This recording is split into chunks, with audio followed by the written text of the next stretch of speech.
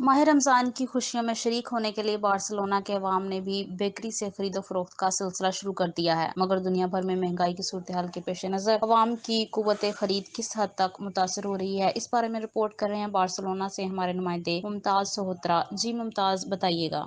जिस वक्त मैं मौजूद हूँ स्पेन के शहर बार्सिलोना में, रमजान मुबारक की आमद है और इस महंगाई के दौर में लोग फिर भी खरीदो फरोख्त कर रहे हैं। और इस वक्त मैं मौजूद हूँ नराला स्वीट्स एंड बेकर सांता क्लोमा में, जो सांता क्लोमा में सबसे पुरानी दुकान है, सबसे पुरानी शॉप है। तो जो खरीदो फरोख्त कर रहे हैं, ये उनसे पूछते हैं कि वो इस महंगाई के दौर को किस नजर से देखते हैं। जी अस्सलाम वालेकुम जी, हम नराला बेकरी पे आए हुए हैं।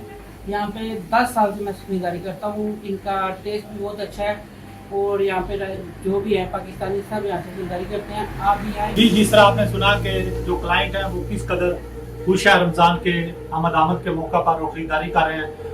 और जो इसके मालिक हैं जनाब मोहम्मद बूटा साहब, हम उनसे पूछते हैं कि वो रमजान मुबारक में अवाम को क्या रिलीफ देंगे। जी मोहम्मद बूटा साहब। अस्सलाम वालेकुम। मैं सारी जितनी मुसलमान कम्युनिटी सबको पहले सलाम पेश करना उस रमजान मुबारक। नराला स्वीट जी है एक सब तो पुरानी दुकान मेरी मिठाई की दुकान है।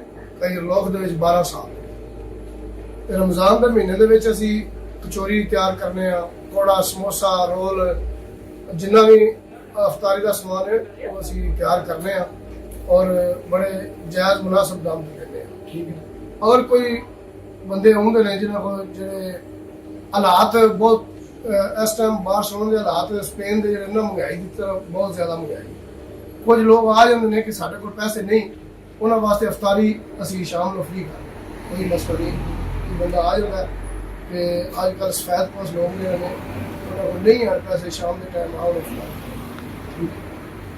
जी अस्सलाम वालेकुम और रमजान मुबारक दी मुबारकबाद सारे मुसलमानों ਨੂੰ तमाम दुनिया ते जहाँ जहाँ भी रहंदे ने।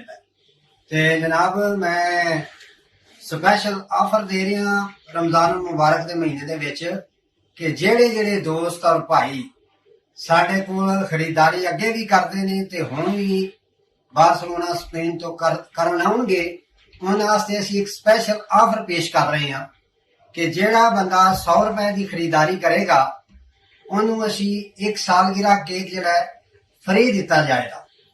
और उस तो अलावा तमाम जड़ा अफतारी का समान है वो भी असी तैयार करने, कचौरी, समोसा, पकौड़ा, शामी कबाब, चपल कबाब।